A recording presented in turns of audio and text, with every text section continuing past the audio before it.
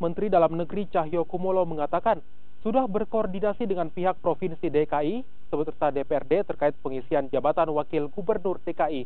Mekanisme pengusulan nama cawagup juga dipercepat untuk mengisi kekosongan jabatan Wakil Gubernur DKI Jakarta. Mendagri sudah berkomunikasi dengan Pak Gubernur, dengan DPRD.